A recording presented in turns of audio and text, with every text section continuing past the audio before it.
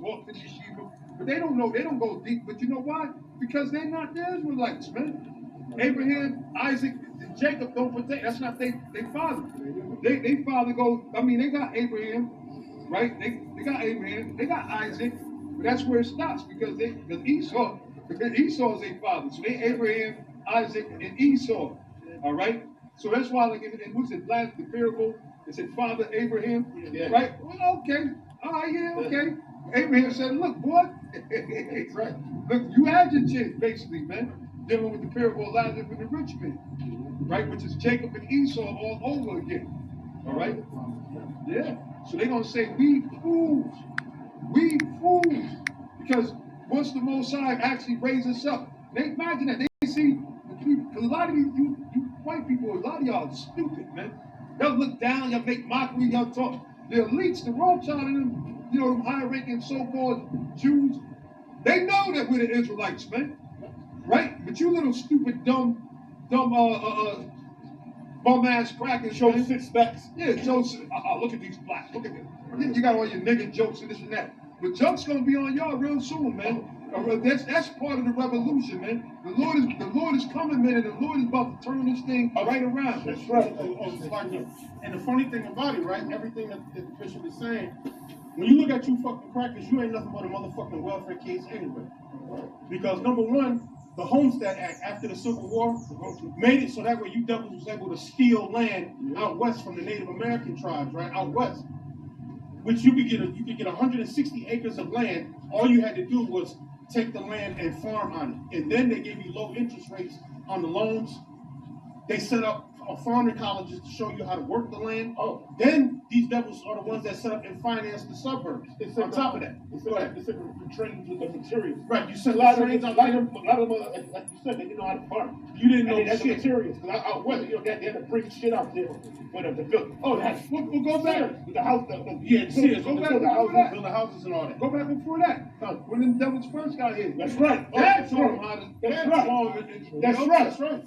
So man, y'all got some motherfucking nerve. When you devils first got here on the shores of America, you motherfuckers were starving.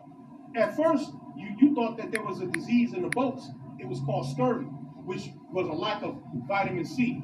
Until some Native Americans showed you got to take pine cones and grind them up and get the vitamin C out the pine cones. Then the scurvy went away just like that, pretty much overnight. But then you devils were starving, and you were at the point where you were digging up the graves of the crackers that died, and you were eating those bodies. They don't never talk about this though. But this happened when them pilgrim motherfuckers came over here. You motherfuckers were dying, and then you were digging up the dead bodies, and you were eating. And you were eating off them dead bodies, and it was the Gadites that showed you bastards how to farm and how to live off the land that got you through. According to Michael Savage, the white men brought great diseases. You brought great diseases to this country. We're on the East Coast right now. The entire eastern seaboard was fucking infested with smallpox that you funky ass bastards brought with you. Smallpox. You brought smallpox, syphilis. You brought all that shit over here, and their immune system wasn't used to dealing with that shit, and it wiped out Native American populations all up and down the seaboard. Remember, they brought a great chill. It's documented. All right, the whole climate got cold. You talk about climate controls because of your wickedness, all the shit that you was doing. They documented that the coldest temperatures ever was because of all of the slaughtering of the Native American Indians at that time. They call it the Great Chill. Yep. All right. It caused a climate shift. Yeah, I remember you went into an article on that. Yeah, it's a bunch of you can look it up. Yep. You know, it's documented. Like even in their colleges and stuff, when the colonizers, all right, start using that word again. Colonizers. When you fucking bastards, when you came over here, man, you slaughtered so many of our people that basically this is showing you that the earth has a spirit too. All right. There was a chill that came upon earth like never before. All right, climate shit. Yeah. Well, guess what? That chill is back. But now the Most High causing it, man.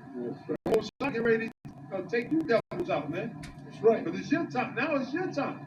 Oh, another thing going on this year that you don't really too much see. Since when you ever heard snow in Florida? Yeah, in Jamaica. Jamaica's new. Yeah. Oh yeah. Portland's supposed to get snow, right? Yeah, Shalom, Yahweh Ba'Hashem Yahushai Ba'Hashem Chak Wadash Ba'akatam. Yeah, we're just watching the bishops here, um, talking about the slaughtering Native Americans, right?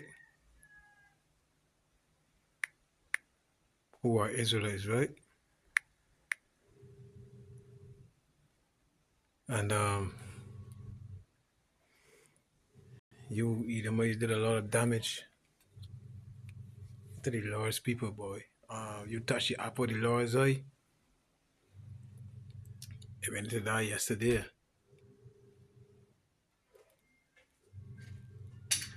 It went to die yesterday, is right? So, pay back. Genesis 49 says, God, a troop shall overcome him, but he shall overcome at the last. You know what I mean?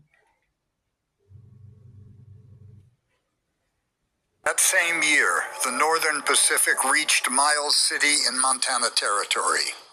Soon, 5,000 hide hunters and skinners were spilling over the plains, from the Yellowstone River to the upper Missouri, where they set up what one Army lieutenant called a cordon of camps, blocking the Great Ranges and rendering it impossible for scarcely a single bison to escape. The killing commenced all over again.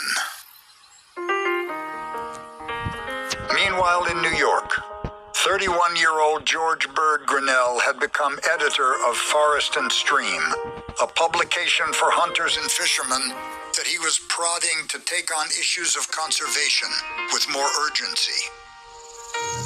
During the hide hunting on the southern plains, he had advocated for policies he called just and honest toward Native Americans that would, he wrote, conscientiously aid in the increase of the buffalo instead of furthering its foolish and reckless slaughter. Now, Grinnell turned his attention to what was unfolding in Montana. Up to within a few years ago, the valley of the Yellowstone River has been a magnificent hunting ground. The progress of the Northern Pacific Railroad, however, has changed all this. The buffalo will disappear unless steps are taken to protect it there. This is the era of the myth of inexhaustibility. The belief that the West is so vast, that the resources are so vast, that they can never be exhausted. But it was so much in front of them what was happening that I think they began to figure it out. It became more and more difficult to find buffalo, and there were ominous signs. Weird things began to happen, like they would find herds that were comprised entirely of calves. But there also was a capacity. It was devastating, and it was heartbreaking. We had the songs, but no buffalo to sing them to. It's like a spiritual trauma. Nobody believed, even then, that the white man could kill all the buffalo, even when he did not want the meat.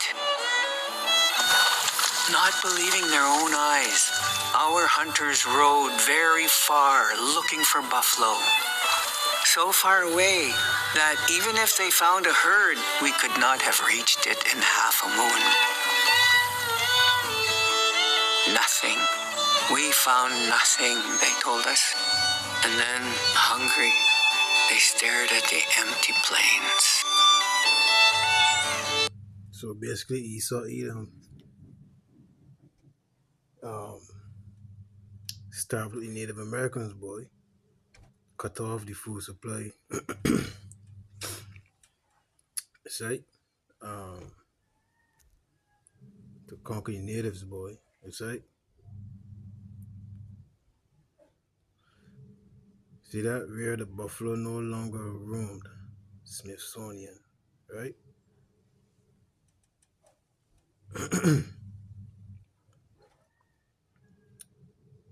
Whoa. Look at all these. Look at this here. You can't. Whoa, boy. This is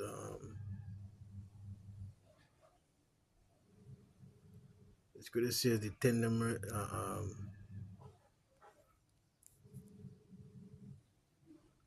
Let me see if I find our preset, boy. Right?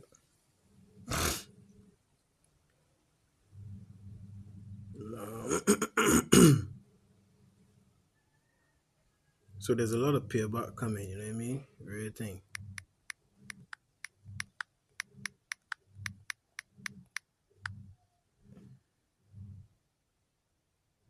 Proverbs 12 and verse 10. A righteous man regardeth the life of his beast, but the tender mercies of the wicked are cruel. And when you look at this picture here,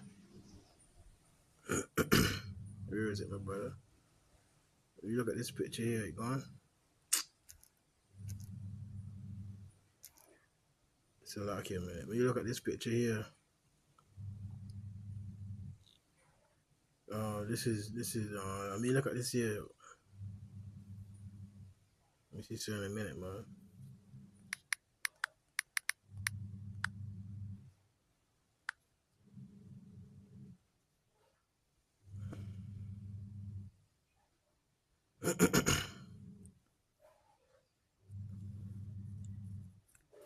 Over 40 million buffalo were killed in the 50 years leading up to the eradication of the species from the Great Plains.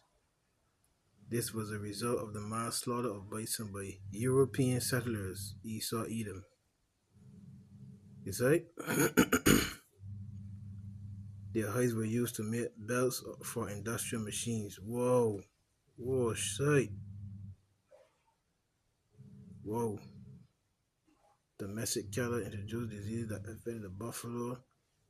So they bring diseases. Whoa. In part on Native Americans, the buffalo was a sacred symbol and a vital part of Native American life. The loss of the buffalo was a traumatic experience for Native Americans. Because again, we love our animals, big man. I had it there just now. The righteous man regarded the life of his beast. Right? Wait a minute, man. Lord have mercy, boy. The righteous man regarded the life of his beast.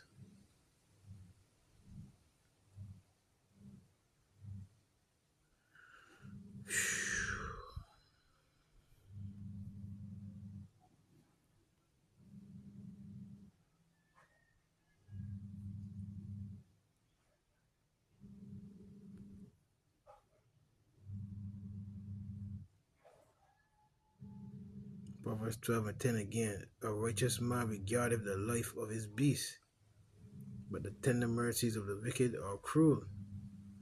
So we had regard for our animals, big man, our livestock. Right?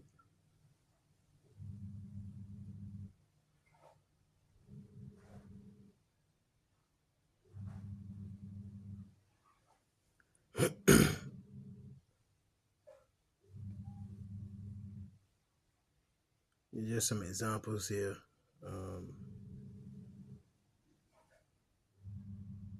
Thou shalt not muzzle, Deuteronomy 25:4, thou shalt not muzzle the ox when he treadeth out the corn.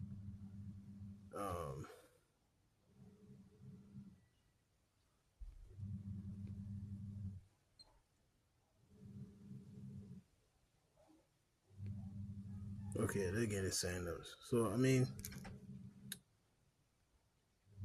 yeah, you see all the impact happening in Native Americans. Kill every buffalo you can. Every buffalo dead is an Indian gone. Oh, shit, okay. Kill every buffalo you can. Every buffalo dead is an Indian gone. The American bison is a new U.S. national mammal, but the slaughter was once seen as a way to starve Native Americans into submission. See? Whoa.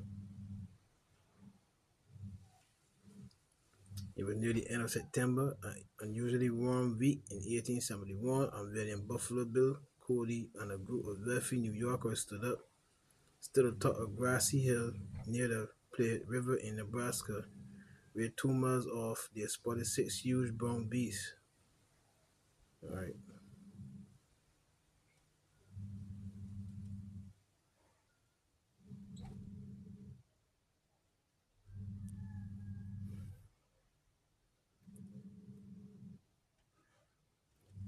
buffalo is a lumbering, hair-stewed cow, and the men were outfitted with some of the quickest horses and held the best guns owned by the United States Army, which was outfitting the hunting expedition.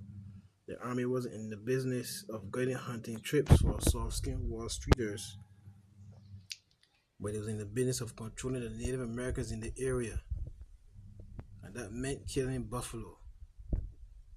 One colonel 4 years earlier had told a refuge hunter who felt a shiver of guilt after he shot 30 bulls in one trip, "Kill every buffalo you can. Every buffalo dead is an Indian gone." Alright, I ain't gonna read no more. You see what's going on. You see what's going on. This is the book of Genesis 49. Let me get it right. Genesis 49.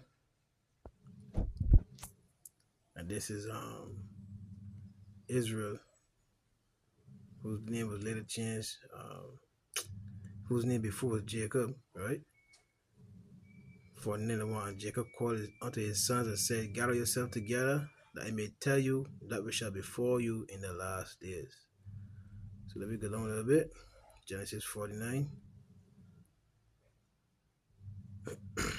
and 19. Gad, a troop, shall overcome him, but he shall overcome at the last. The troop is an army.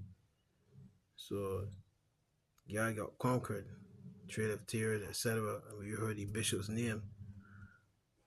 The Native Americans will overcome. They were defeated. But he shall overcome at the last. Why? Because the Lord is going to raise up a standard. Right? The Lord is going to raise up a standard, and we're going to. What scripture says? Let me end with that. Jeremiah, what's that? 51. Jeremiah 51.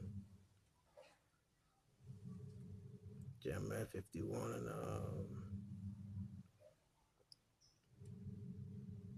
and 20. Thou art my battle axe. Let me go to 19. The portion of Jacob. So you see what we're talking about, right? Jacob, right? Whose name was later changed to Israel. And he had 12 sons, 12 patriarchs. It's right? It's not like them, for he is the form of all things, and Israel is the rod of his inheritance. The Lord Yahweh Bahashem Yahushai of hosts is his name. Verse 20. Thou art my battle axe and weapons of war. For with thee will I break in pieces the nations, and with thee will I destroy kingdoms, and with thee will I break in pieces the horse and his rider, and with thee will I break in pieces the chariot and his rider. With thee also will I break in pieces man and woman, and with thee will I break in pieces old and young, and with thee will I break in pieces the young man and the maid. I will also break in pieces with thee the shepherd and his flock, and with thee will I break in pieces the husbandman and his yoke of oxen, and with thee will I break in pieces captains and rulers. And I will render unto Babylon and to all the inhabitants of Chaldea all their evil that they have done in Zion in your sight, saith the Lord Yahweh Bahashem Yahushai. So this is modern day Babylon talking about. It's right? This is modern day Babylon. Right? I will fill the book with Ephraim.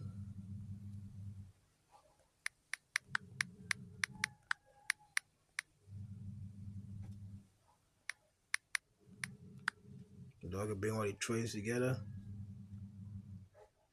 Zechariah 9 and 13. When they have bent Judah for me,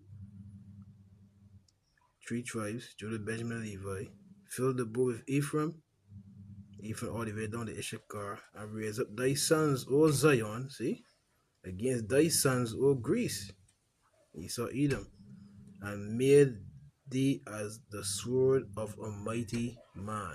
See? And the Lord shall be seen over them, and his arrow shall go forth as the lightning, and the Lord power shall blow the trumpet, and shall go with whirlwinds of the south.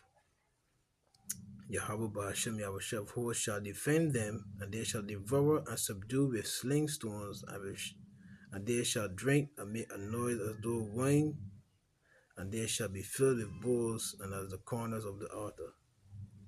And the Lord their power shall save them in that day as the flock of his people, for they shall be as the stones of a crown, lifted up as an ensign upon his land. For how great is his goodness, and how great is his beauty. Corn shall make the young men cheerful, and new wine the maid. So the Lord is going to overturn our captivity, and you Edomites, you will be under our rule.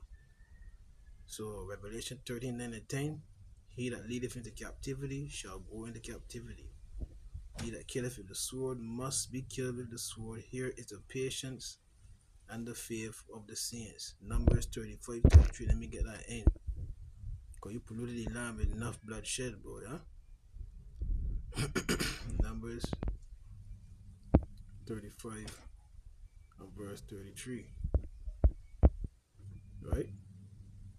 So ye shall not pollute the land wherein ye are, for blood it defileth the land, and the land cannot be cleansed of the blood that is shed therein, but by the blood of him that shed it. So it's only fair. It's only fair. You will be judged for your actions. Shalom.